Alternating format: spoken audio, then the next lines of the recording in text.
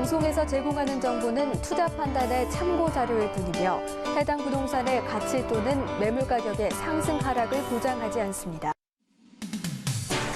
이 시각 부동산 헤드라인입니다. 송파구 잠실 주공 5단지가 재건축 초과이익 환수제를 피하기 위해 일반 주거지역에 35층 초과 아파트를 지을 수 없다는 서울시의 방침을 수용했습니다. 특히 임대아파트 약 300여 가구를 포함키로 하면서 사실상 서울시에 백기를 든 겁니다. 박근혜 대통령 탄핵 심판이 다가오고 조기 대선 가능성이 높아지면서 아파트 후분양제 의무화가 정치권 일각의 공약으로 떠올랐습니다. 국회 국토교통위원회 소속 위원들은 최근 아파트 후분양제를 도입하는 내용의 주택법 개정안을 제출했습니다. 분양가 상한제가 적용되는 아파트의 기본형 건축비가 이달부터 2.39% 오를 예정입니다. 이에 따라 아파트 분양가가 최고 1.43%까지 오를 것으로 전망됩니다. 강북권의 오랜 중심지였지만 기름 뉴타운과 장이 뉴타운 사이에 끼어 빛을 못 봤던 미아 사거리 일대가 신흥 주거지로 바뀌고 있습니다.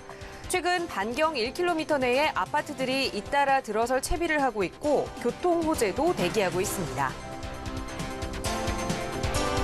나홀로 가구가 2인, 4인 가구를 제치고 흔한 가구 형태로 자리 잡으면서 금융권에서도 일코노미 시장 선점을 위한 경쟁이 시작되고 있습니다. 편의점 이용, 공과금 자동이체 등 1인 가구의 소비 패턴에 맞게 할인이나 적립 혜택을 제공하는 상품이 늘고 있습니다. 지난해 저축을 하지 못하고 되레 까먹는 세대가 사상 처음으로 늘어난 것으로 나타났습니다. 통계청의 2016년 가계금융복지조사 결과에 따르면 지난해 가계저축액은 40대 가구를 제외하고 전년 대비 마이너스를 기록했습니다.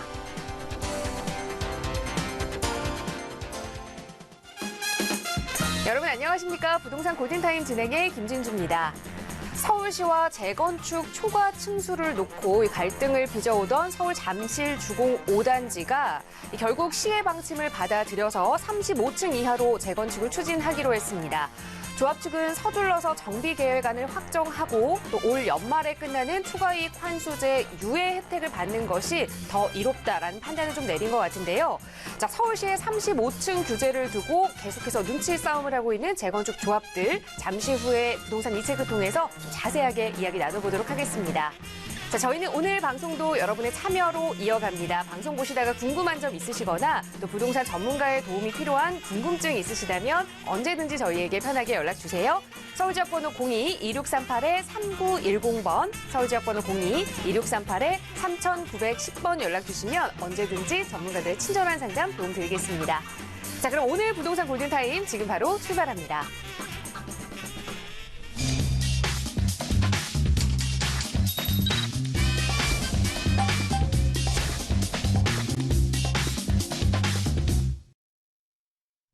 네, 생방송으로 보내드리고 있는 부동산 골든타임 함께하고 계십니다. 자, 매주 금요일은 부동산 시장의 이슈들 좀 점검해보고 또 여러분의 고민 직접 전화 연결 통해서 해결해드리는 시간 이어가고 있죠. 오늘 이 시간 여러분과 함께해 주실 부동산 전문가 바로 소개해드립니다. 국토개발연구소의 이윤환 대표 함께하셨어요. 대표님 어서 오세요. 반갑습니다. 자, 오늘 이 시간도 먼저 이 부동산 시장 이야기를 조금 해봐야겠습니다. 아무래도 이 재건축 문제가 가장 뜨거운 이슈로 떠오르지 않았나 싶은데요. 아파트 높이 35층 규제를 두고 계속 서울시와 갈등을 해왔던 이 잠실 주공 5단지 드디어 시의 입장을 그냥 수용한다라는 내용이 발표가 됐는데요. 이 내용부터 좀 자세하게 살펴볼까요? 네.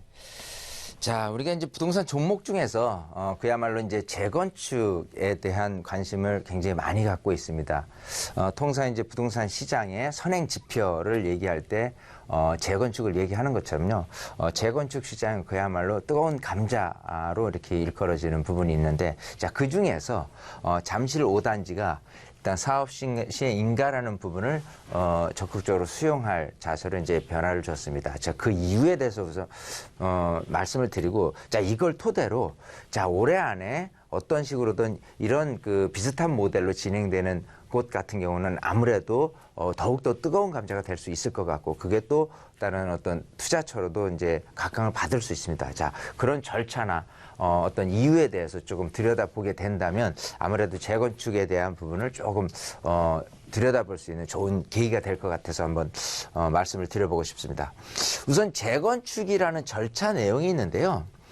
재건축은 도시 및 주거환경 정비법이라는 도정법 하에서 진행을 하게 되는 거거든요.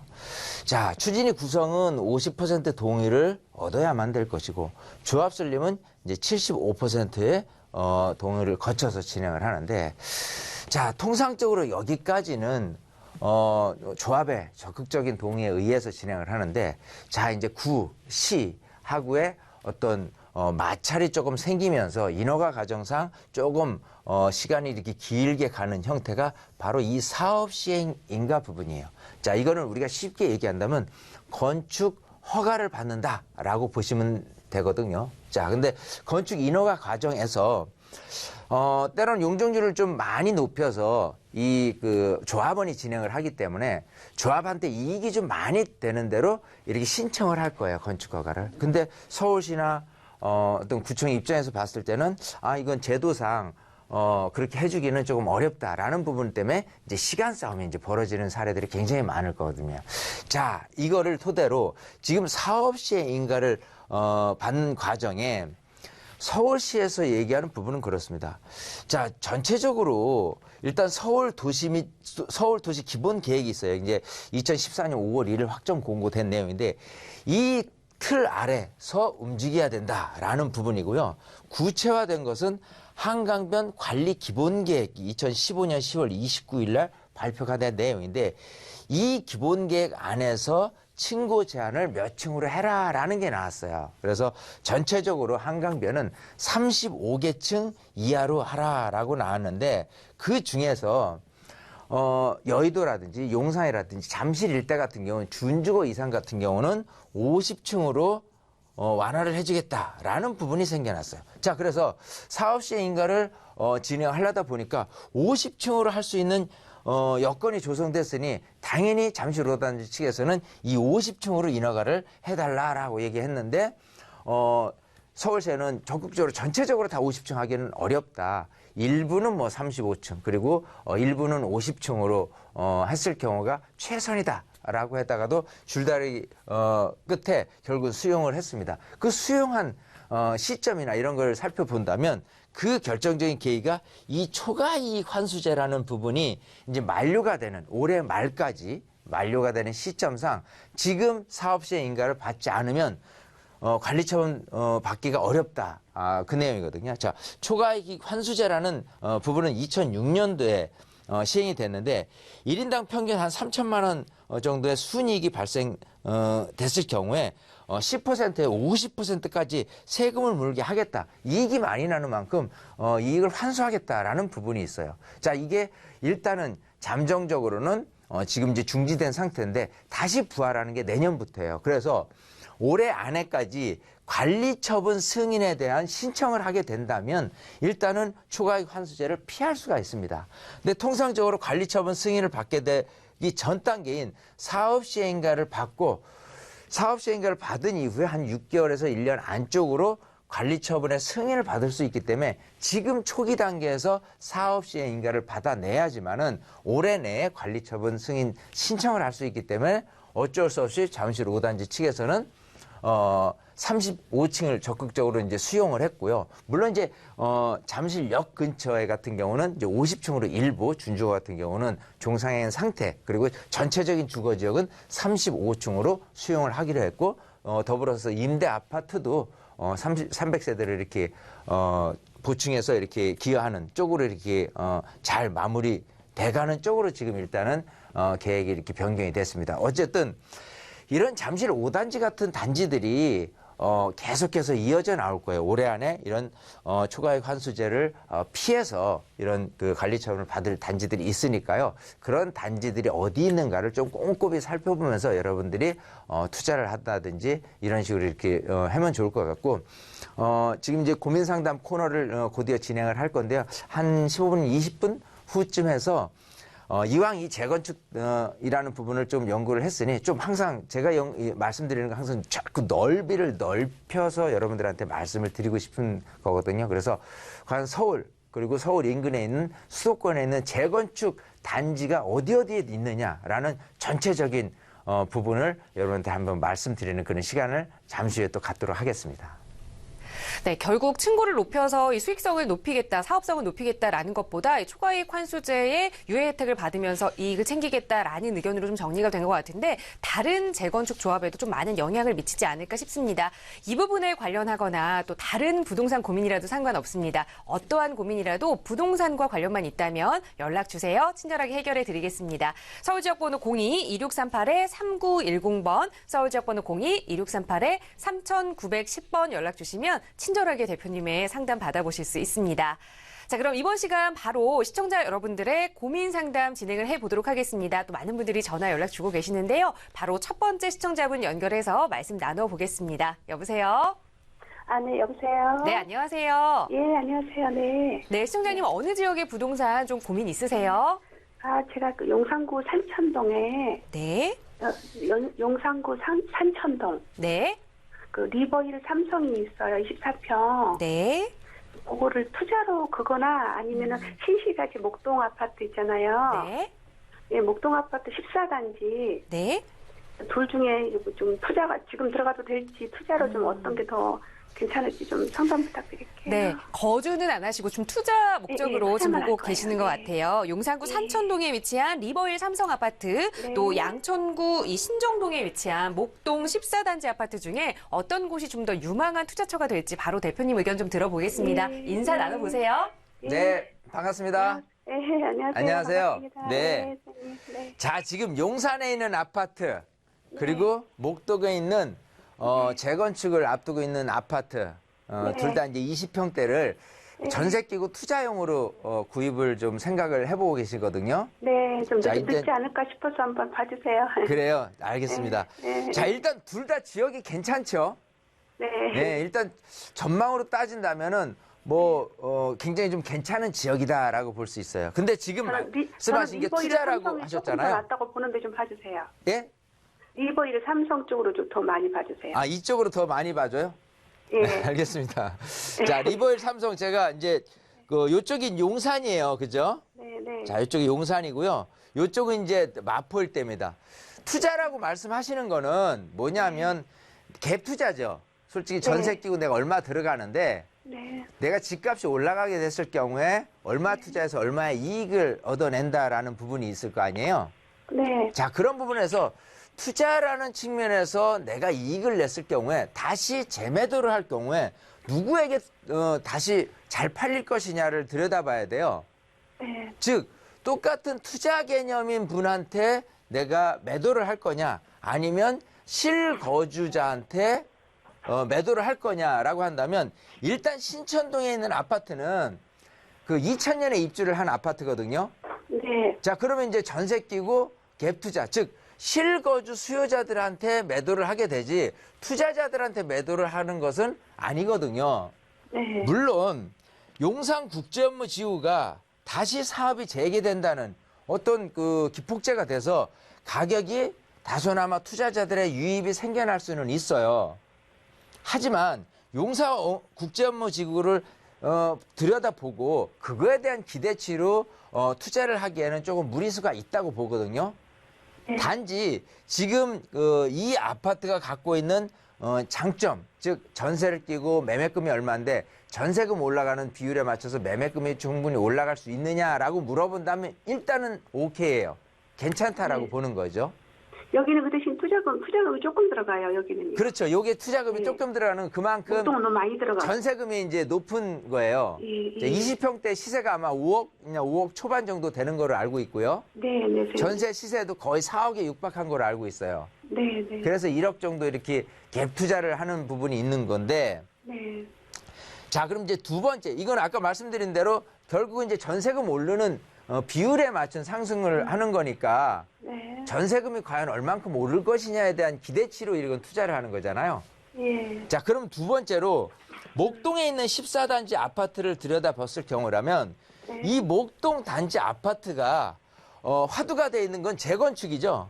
네. 자, 이 재건축이라는 부분은 내가 이제 투자를 하는 데 있어서 전세 끼고 할 때 내가 투자자한테 팔 거냐 아니면 실거주자한테 팔 거냐라고 한다면 둘 다예요. 자, 재건축이라는 거는 항상 기대치라는 게 있기 때문에 늘 투자자들이 이제 유입이 되겠죠. 그런 상태에서 지금 이제 2017년 올해 또 내년 이럴 때 지금 상황에서는 충분히 이제 재건축을 할 수 있는 연한이 도래됐기 때문에 재건축 화두된 아파트로서 좀 각광을 받지 않을까 생각을 해요. 물론 당장 재건축이 된다고 할 수 있는 보장은 없습니다. 하지만 이 바람 투자자라든지 아니면 뭔가 이 14개 단지 중에서 한 단지라도 좀 사업에 탄력을 받을 수 있다라고 한다면 나머지에도 영향을 받을 수 있어요. 이게 전체적으로 26,000 세대가 되는데 이 광범위한 커다란 그 재건축 단지 같은 경우는요, 충분히 강남에 대한 투자 자금까지도 유입시킬 수 있다라고 보이거든요. 단점이 있다면 아까 방금 얘기한 대로 사업이 그렇게 빨리 될 거는 아닙니다.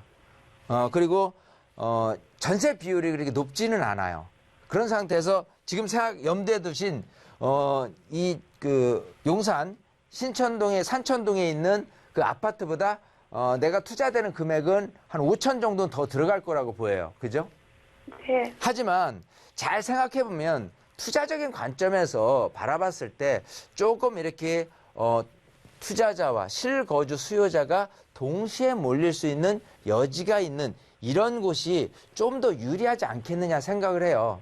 네. 물론 생각하다시피 여기를 조금 더 자세히 봐주세요로 하는 이유는 좀 실질적인 갭 투자적인 측면에서 내 돈이 적게 들어가니까 여기를 좀 많이 염두에 두고 여기도 좋기는 하는데 좀 이런 어떤 바람 투자를 기대를 해서 해볼까도 여지를 두고 생각을 해보셨던 거잖아요. 네. 근데 투자적인 관점에서는 사실은 이게 더 유리하다고 제가 지금 말씀을 드리는 겁니다. 요렇게 비교를 한다면. 네. 자, 그러면 이거보다는 당연히 이게 낫겠지라고 생각하는데 이렇게 생각해 보죠. 아예 꺾어놓고 내가 지금 한 1억 5천을 갖고 목동 아파트 단지 작은 거를 투자하게 됐을 때 얼마 정도 이익이 될 것이냐, 앞으로 얼마만큼 오를 것이냐라고 한다면 실질적으로 그렇게 많은 이익이 되기는 크게는 어렵습니다. 그만큼 많이 올랐다는 거죠. 이쪽에서 좀 먹을 게 있다면은 사실은 큰 단지, 큰 평형 이런 부분들이 더 유리해요. 자, 그런 측면에서 닦아놓고 1억 5천을 갖고 투자했을 때 이런 아파트 재건축 단지 아니면은 이렇게 실질적인 그냥 그 아파트 전세 끼고 이게 과연 투자에 있어서 가장 베스트냐라고 생각한다면 그게 아닐 수도 있다는 거예요. 조금 더 다른 색깔에 있는 다른 루트에 있는 부분으로 조금 더 생각을 조금 다양화시켜보고 그 중에서 내가 이게 가장 낫겠다라는 선택을 하는 게 좋지 않을까 생각을 하거든요. 네. 무슨 말씀인지 이해하시겠죠? 네, 네, 이렇게 아파트대도 꼭 이 단지가 아니고 다른 단지도 전세 비율도 훨씬 더 높고요. 내 투자액이 적게 들어가는 아파트 단지도 있다는 소리예요. 네, 2단지하고 7단지를 좀 보고 있거든요. 네, 7단지도 많이 들어갔어요. 7단지. 네. 자, 어쨌든 지금 생각하는 골자가 좀 이렇게 현실적인 그 전세 끼고 갭 투자냐 아니면은 재건축을 약간 염두에 두자라고 한다면은 어떤 투자적인 관점에서 봤을 때는 좀 그렇지 재건축에 바람이 불 수 있는 여지가 제가 이거보다는 좀 낫다고 말씀드렸고 네. 이왕 비교를 한다면 그냥 이런 재건축 단지 말고 그냥 현실적인 아파트 단지라고만 봤을 때는 이 단지 말고도 요소요소에 전세 끼고 갭 투자할 수 있는 그런 단지들이 많이 있을 거예요. 네. 좀 그런 거랑 전체적으로 비교를 해본다면 차라리 내 돈을 좀 적게 들어가서 차라리 1억 5천 한 방에 들어가는 것보다는 뭐 5천씩 나눠서 이렇게 들어갈 수 있는 그런 어떤 투자처도 있을 거 아니에요.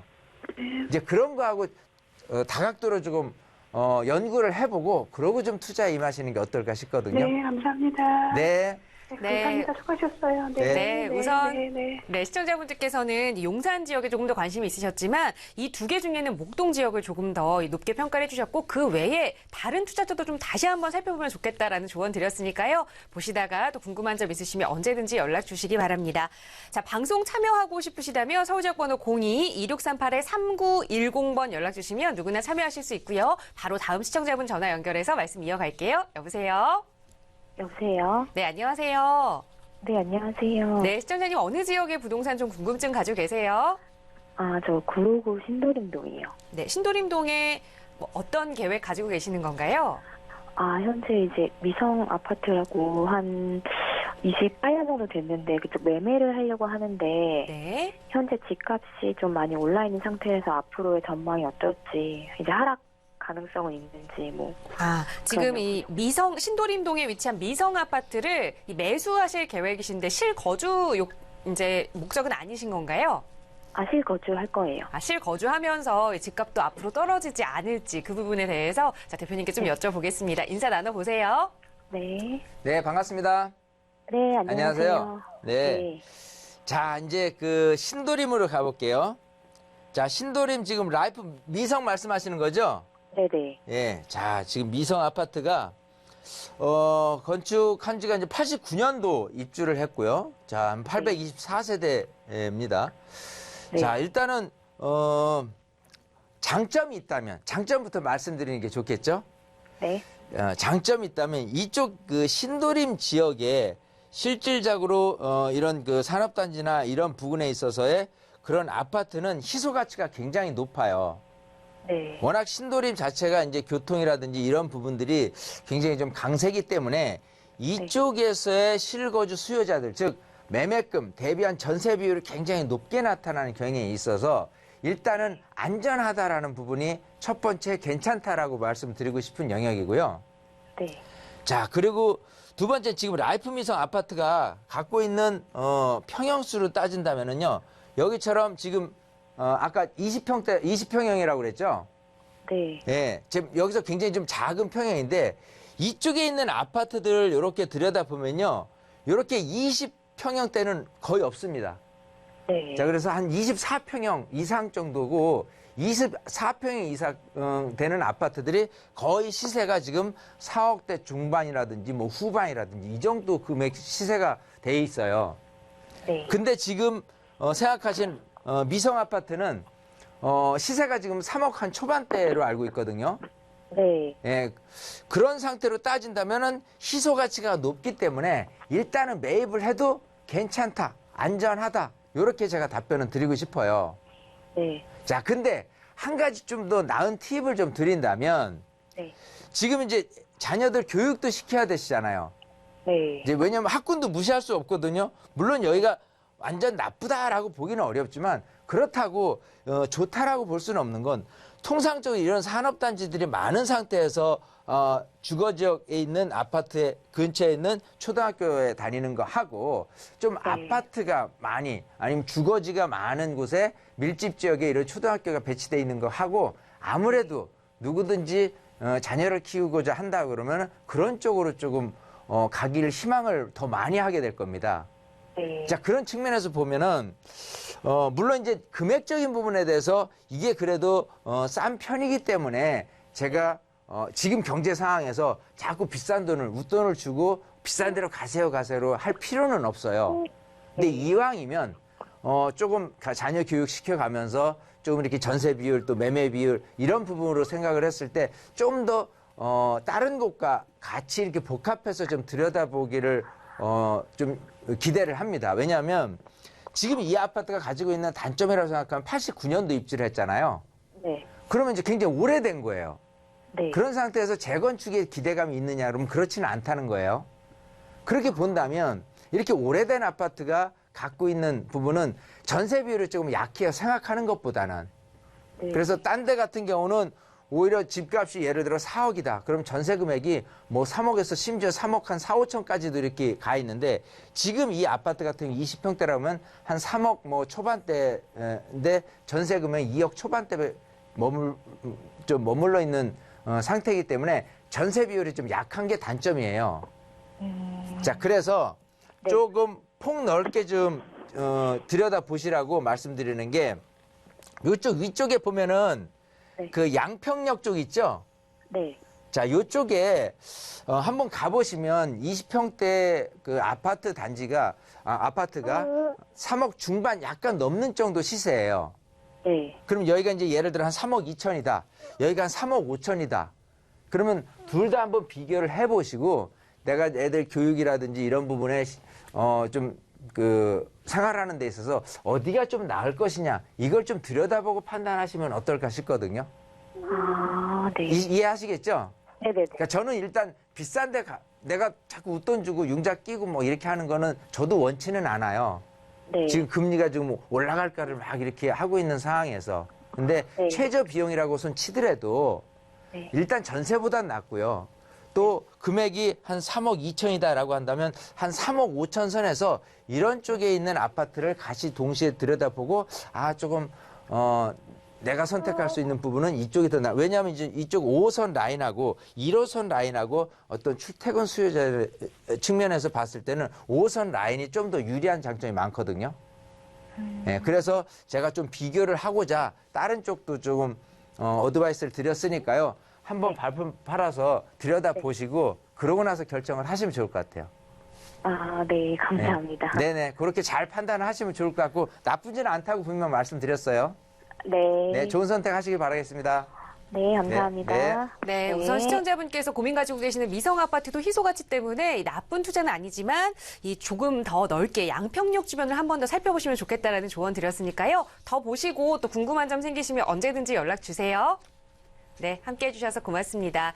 방송 보시면서 이렇게 나도 좀 해결하고 싶은 부동산 고민 있다 하신다면 언제든지 편하게 연락 주세요. 서울 지역번호 02-2638-3910번 연락 주시면 대표님의 친절한 상담 받아보실 수 있고요. 바로 다음 시청자분 연결하겠습니다. 여보세요? 네, 여보세요? 네, 안녕하세요. 네, 안녕하세요. 네, 시청자님 어느 지역에 부동산 고민 있으세요? 네, 저기 송파구 오금동인데요. 네. 오금동에 어떤 것 좀 고민 가지고 계세요? 오금동 현대아파트요. 네, 현대아파트. 네. 자, 매수하시려는 건가요? 예. 아니요, 매도요. 매도 지금 보유하고 계시고 거주는 하고 계시지 않으세요? 아니요, 우리가 지금 거주하고 있는데요. 네. 지금 평수가 좀, 59평 넓은 평수인데, 이제 둘이 살게 됐거든요. 애들이 시집장가를 다 가서. 네. 예, 근데 이게 이제 재건축에 들어갔는데요. 네.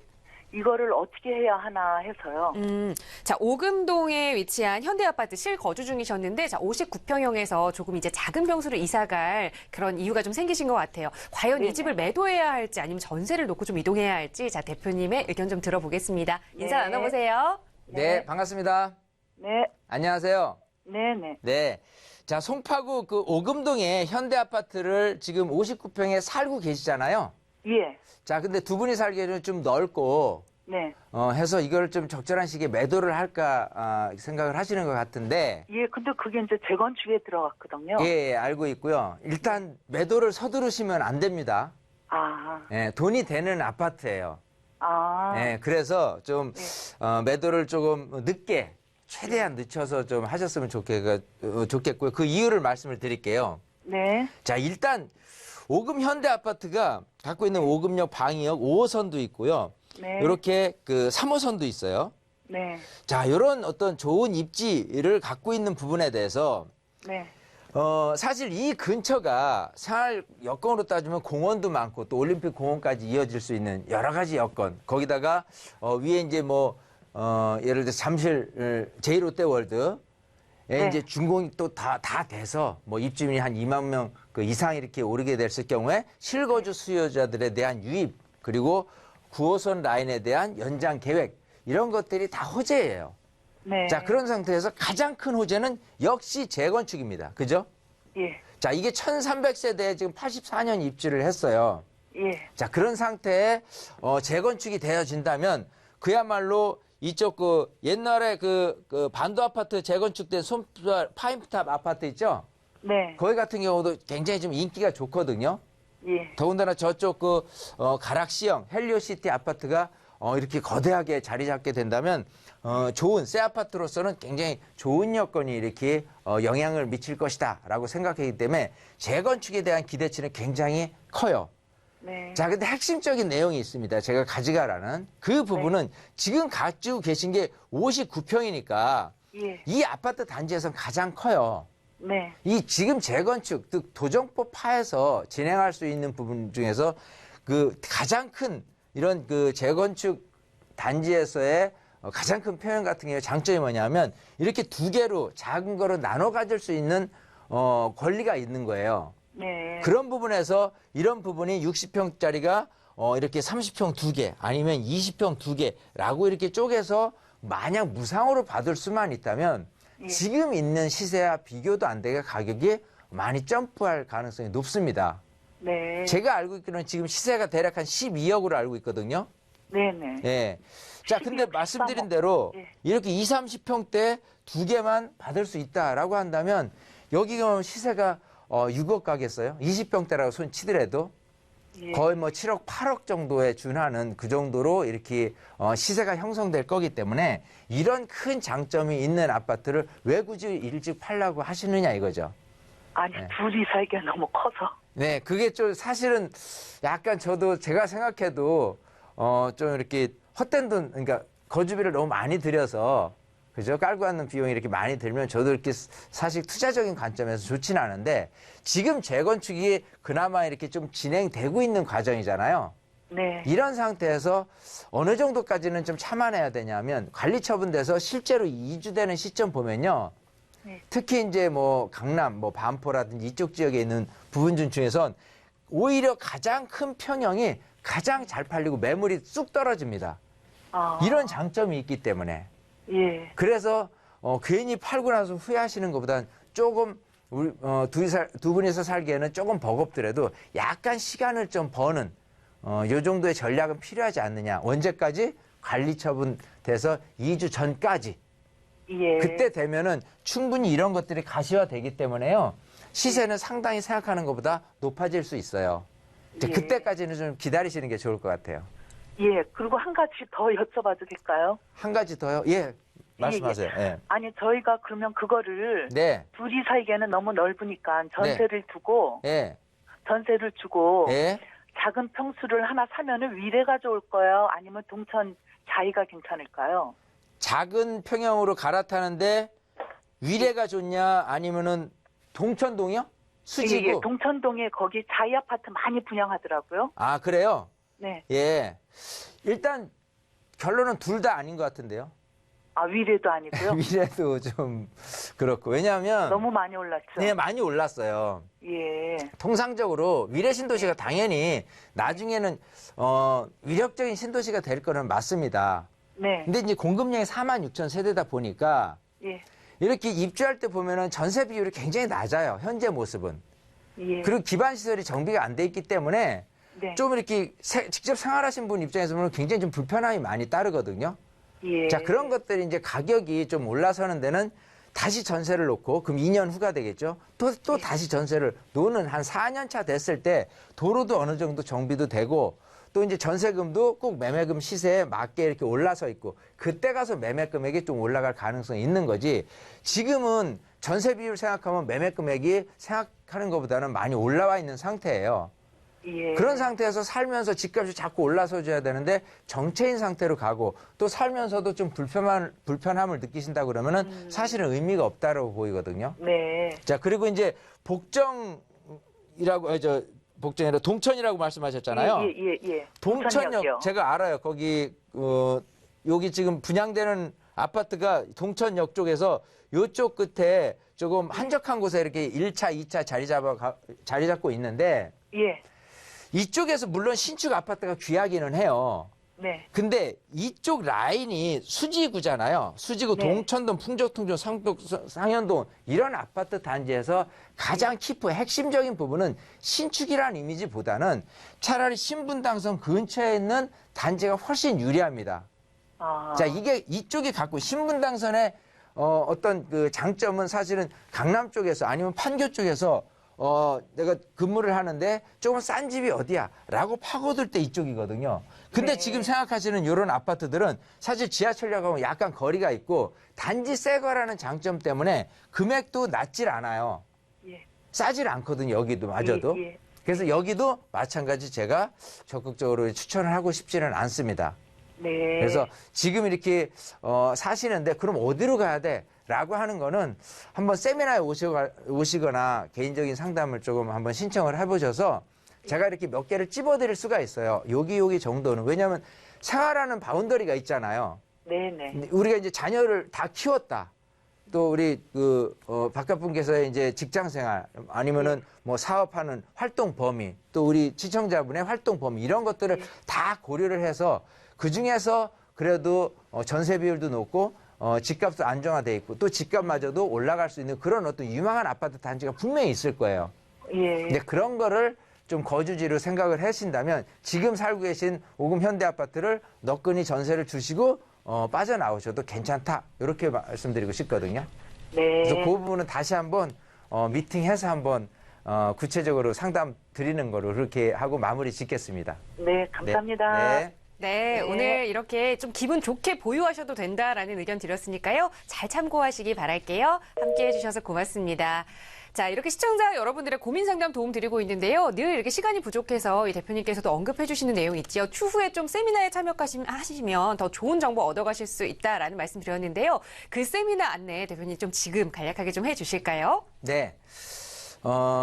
세미나가 그야말로 이제 다시 이제 봄이 온 상태에서 부동산 시장이 좋아져야 되는데 시장은 썩 좋지만은 않아요. 뭐 정치라든지 또 경제 상황도 대한민국 굉장히 어려운 상황 속에서 있는 건데 자 이대로 갈 것이냐 또 어떤 식으로 또 시장은 좀 좋아질 수 있냐 이런 전체적인 시장에 대한 공부도 우선은 할 필요가 있는 거고 그러고 이제 아까 얘기한 뭐 재건축도 그렇고요 또 재개발 또 뭐 일반 아파트 그리고 수익형 부동산 이 모든 것들에 대한 부분이 분명히 투자하는 방식이 조금 틀리게 작용을 할 겁니다. 그리고 지역적인 부분도 좀 들여다볼 필요가 있고요. 그래서 다각도로 여러분들이 조금 폭넓은 시각에서 부동산을 좀 들여다보셔야만 좀 이렇게 따뜻한 봄에서 앞으로 여름이 올 거고 가을이 오는 그런 시장을 좀 준비할 수 있는 그런 여러분들이 될 것 같으니까요. 많은 분들이 오셔서 좀 이렇게 적극적으로 여러분들 시간으로 잘 활용하시면 좋을 것 같아요. 네, 대표님과 함께 하실 수 있는 시간, 매 시간마다 선착순으로 30분만 모집을 하고 있습니다. 토요일과 수요일 날 진행되는 세미나 서울지역번호 02-2638-3910번으로 세미나 신청 주셔도 좋고요. 또 전화 상담 문의도 이 번호로 계속해서 받고 있으니까요. 편하게 연락 주시기 바랍니다. 네, 저희는 잠시 후에 또 다른 시청자분들의 부동산 고민 가지고 돌아올게요. 잠시만요.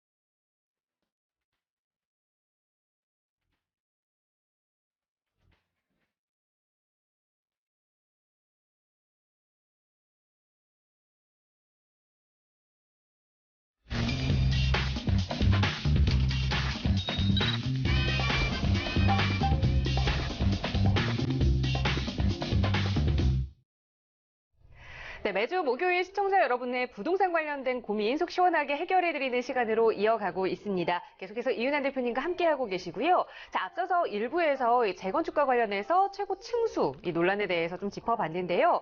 이 강남권 재건축 단지를 겨냥했던 113 이 대책에 이어서 이 재건축 초과이익 환수제가 내년 다시 이제 부활을 앞두고 있습니다. 따라서 이 수도권 재건축 시장에 여러 가지 좀 변화가 예측이 되고 있는데요. 이 부분들 좀 자세하게 하나하나 짚어봐야 할 것 같아요. 대표님 어떻게 보고 계신가요? 네. 자, 재건축, 말로만 들어도 좀 기대치는 있습니다.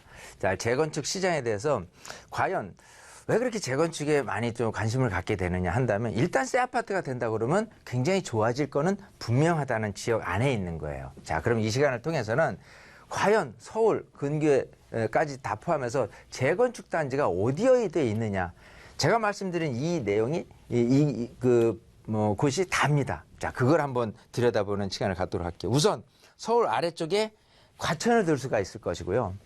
저쪽 왼쪽 서부 쪽에 광명시 철산동에 있는 아파트 단지 둘 다 저층 주공 아파트 단지니까 이제 재건축에 대한 바람머리가 이제 좀 서울 외곽에서는 좀 많이 이렇게 불러일으키는 곳이라고 볼 수 있고요. 그 외에는 뚜렷한 데는 없습니다. 뭐 작은 단지 이런 거는 말고요. 좀 전체적으로 주목을 받을 만한 지역을 말씀을 드리고 싶은 거고.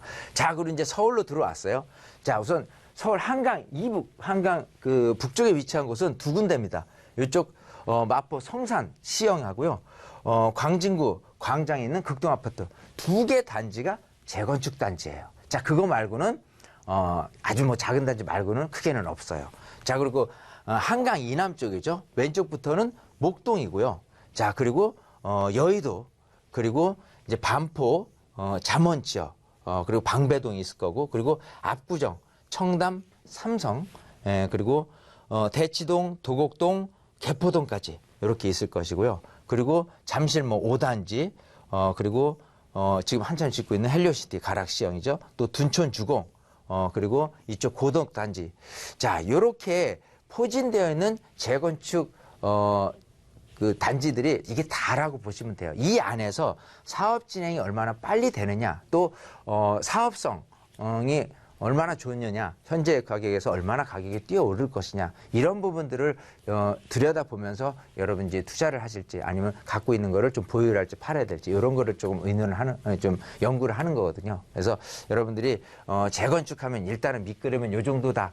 그러면 한번 연구를 해볼 필요가 있겠네라는 공부를 한번 스타트하는 그런 시간을 이런 걸 토대로 한번 가보면 좋을 것 같아요.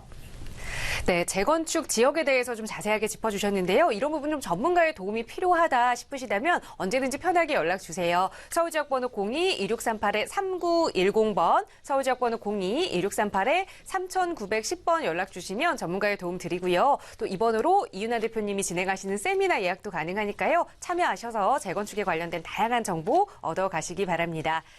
자, 이번 시간 계속해서 시청자 여러분들의 부동산 고민 속 시원하게 해결해 드리는 시간으로 이어갈 텐데요. 바로 첫 번째 시청자분 연결을 하겠습니다. 여보세요? 네, 여보세요? 네, 안녕하세요. 네, 네, 시청자분 어느 지역의 부동산 좀 고민 있으세요?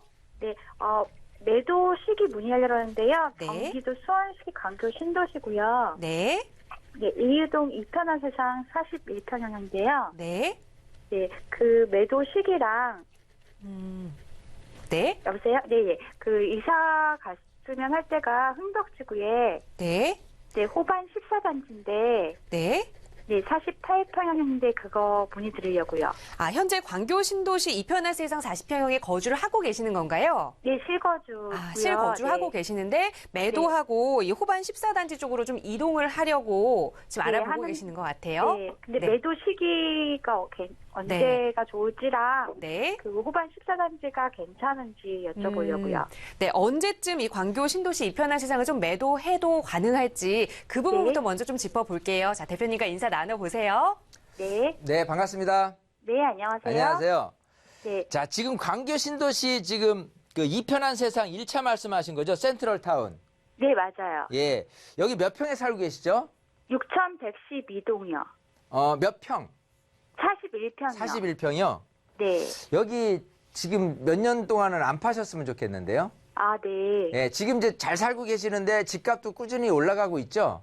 네네. 자, 이 신분당선이라는 어떤 교통의 호재는 생각하시는 것보다 위력적입니다. 네. 자, 그래서 이 광교가 꾸준히 네. 가격이 좀 오를 수 있는 여지라고 따지다면 저 바로 위쪽에 있는 판교에 대한 집값을 들여다보면은 판교가 집값이 굉장히 많이 올랐어요. 네. 근데 오를 수 있는 여지는 충분히 인구가 많이 유입되어 있는 부분이고 그 인구가 그 위에 이제 판교 테크노밸리에 IT라든지 벤처기업이라든지 이런 무수한 기업들이 많이 등장을 하면서 그쪽에 네. 집값이 올라가 있고 거기에 따라서 좀 너무 비싸니까 좀 네. 이렇게 신분당선을 타고 그나마 새거 아까 뭐 분당에 있는 아파트들은 좀 오래됐으니까 라고 한다면 대체 거주지로는 광교가 가장 각광을 받을 수밖에 없기 때문에 네. 끊임없이 네. 굉장히 전세금 그 매매 금액이 꾸준히 상승할 수 있는 방향성이 있어요. 네네. 더군다나 이제 제2테크노밸리까지 들어선다라고 한다면 인구는 네. 더더욱 유입될 것이고 계속해서 꾸준히 인기를 구사할 거기 때문에 여기는 급하게 파시면 안 돼요. 최소한 언제까지냐면 네네. 여기 경기도청사가 2020년에 지금 들어올 예정이잖아요. 네네. 최소한 그때까지 아, 네. 이 도청사가 이렇게 된다라고 했을 때 네. 여기에 실질적으로 인구 그리고 이 근처에서 파생될 수 있는 여파가 굉장히 생각하는 것보다 세요. 네. 그래서 여기를 일찍 파시면 안 됩니다. 네네. 자, 그리고 생각하시는 게 요 아래쪽에 있는 그 흥덕지구를 말씀하시는데요. 네네. 흥덕지구가 잘 보면은 괜찮은 단지는 맞아요. 네네. 근데 의외로 집값이 그렇게 많이 안 오르는 곳입니다. 네. 그 이유가 이제 교통에 대한 단점 때문이에요. 네. 그리고 이쪽 같은 경우에 인기는 그야말로 30평대지 40평대는 아니에요. 네네. 단지 40평대라고 손치더라도 집값 대비하면 굉장히 좀 저비용의 고효율이라고 생각할 수가 있어요.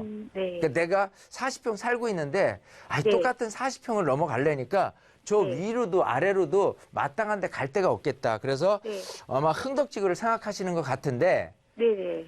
어떤 투자적인 관점에서 집값이 막 올라가는 거가 아닌 네. 그냥 현재 집값 정도에 내가 살기 좀 편한 거를 선택하신다면 저는 반대는 안 해요.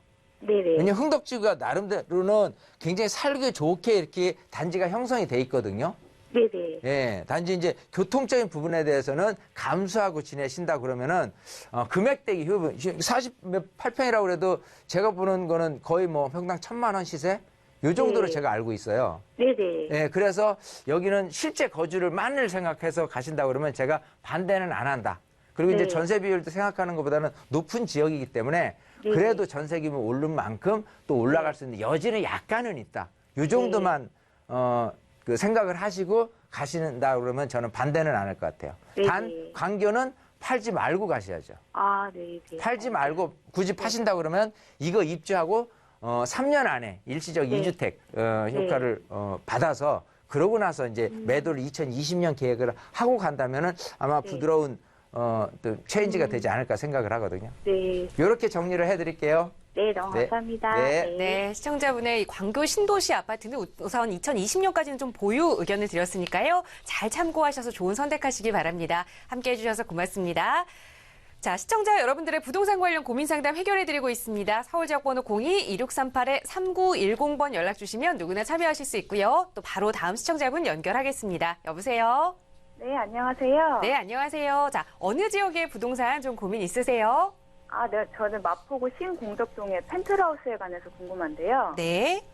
네, 실거주 중이고요. 지금 네. 분양받아서 6년째 살고 있는데 작년에야 분양가를 회복했어요. 네.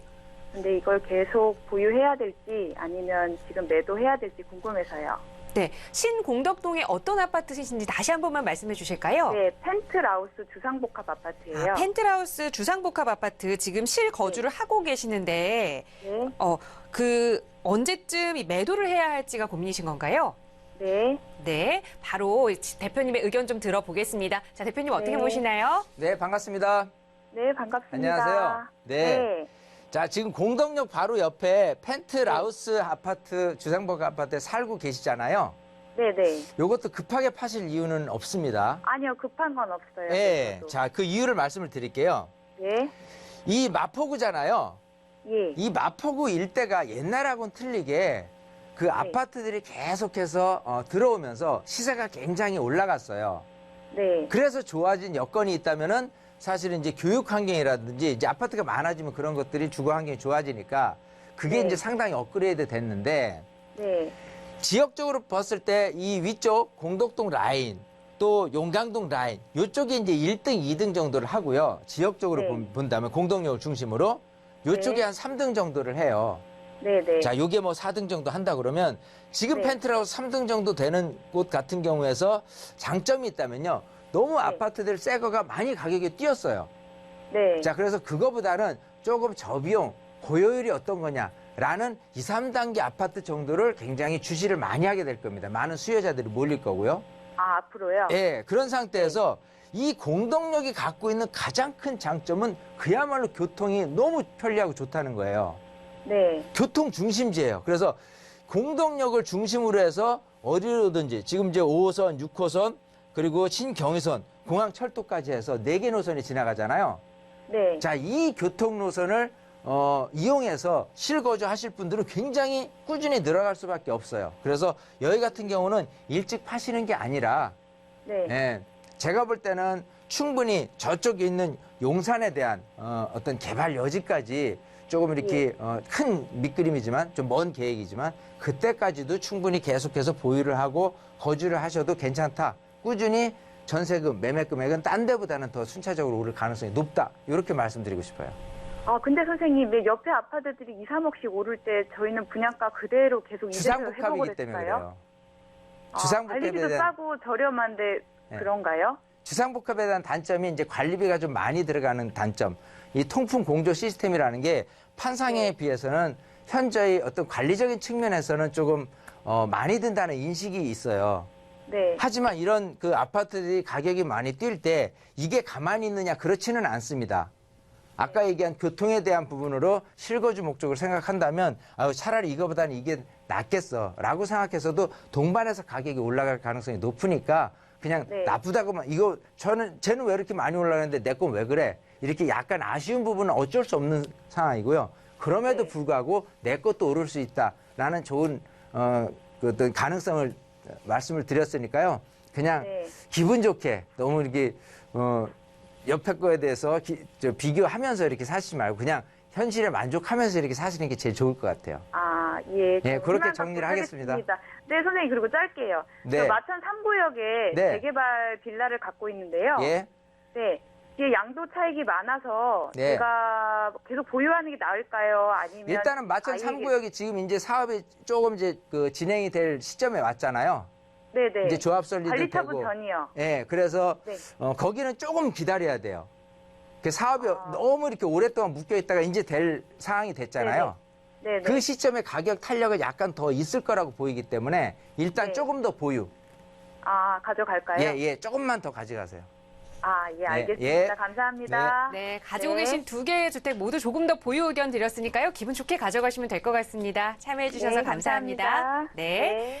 자, 시청자 여러분들의 고민 상담 도움 드리고 있습니다. 바로 다음 시청자분 전화 연결 통해서 또 말씀 이어갈게요. 여보세요? 여보세요?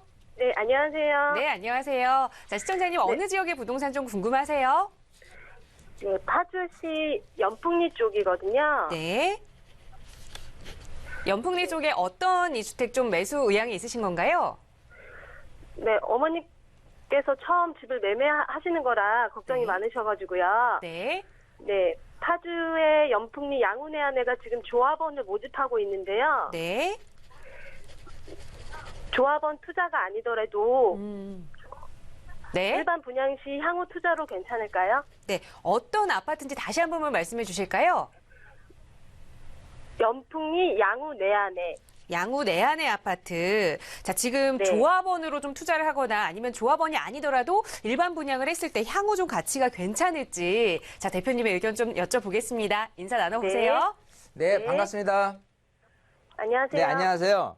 네. 자, 지금 이제 파주 연풍리에 지역주택조합 아파트를 이제 분양을 받거나 그게 아니라도 나중에 일반 분양이 나오면 그거라도 받으면 어떨까 지금 그 고민이 되시는 거죠? 여보세요? 자, 네, 맞아요. 네. 자, 일단 저는 안 하셨으면 좋겠어요. 안 하셨으면 좋겠어요. 왜냐하면 일단 네. 지역주택조합이라는 게 항상 이제 토지 확보는 다 돼 있는 상태에서 된다고 이렇게 얘기는 하지만 실질적으로 이렇게 될 가능성들이 확률이 한 10%도 안 못 미치는 그 지역주택 조합 단지들 굉장히 많아요. 그래서 계약금 넣고 뭐 넣고 해서 묶여가면서 이렇게 하는 사례들이 많고 좀 그런 그 피해 사례도 많이 있기 때문에 굉장히 사실은 조금 이제 그 위험 요소도 있고 하기 때문에 그리고 이제 말씀하신 지역 자체가요. 이 서울하고는 굉장히 멉니다. 단지 이 근처에 뭐 LCD 공장이라든지 여러 가지 이제 산업단지들이 있기 때문에 여기에서 실제 거주하시는 수요자들이 있는 거는 맞아요. 근데 실제 사고 싶은 집은 여기처럼 평당 한 600만 원대 정도로 해서 살아봐야 이제 가벼우니까 하겠지만은 실제 내 집에서 살고 싶은 집은 아무래도 서울 근교로 조금 돈 더 보태서 살고 싶은 분들이 많아요. 즉 내가 집을 갖고 있다고 손치더라도 너도 나도 집을 사기 위해서 수요자들이 막 몰려들진 않아요. 살기는 괜찮겠죠. 그래서 전세금 상승 비율이 매매 금액을 꼭 밀어 올리는 그런 구조는 이쪽은 아니에요. 그래서 지역주택조합에 대한 좀 불안감 그리고 매입을 해도 향후에 시세가 올라갈 수 있는 그런 가능성이 약하다는 거. 그것 때문에 저는 반대를 하니까요. 좀 더 안쪽으로 들어오시는 게 좋을 것 같다. 이렇게 결론을 내드리고 싶습니다. 네, 시청자님 저희가 시간 관계상 여기서 좀 마무리를 하도록 하겠습니다. 조금 더 자세한 내용은 서울지역번호 02-2638-3910번 방송 끝난 이후에 연락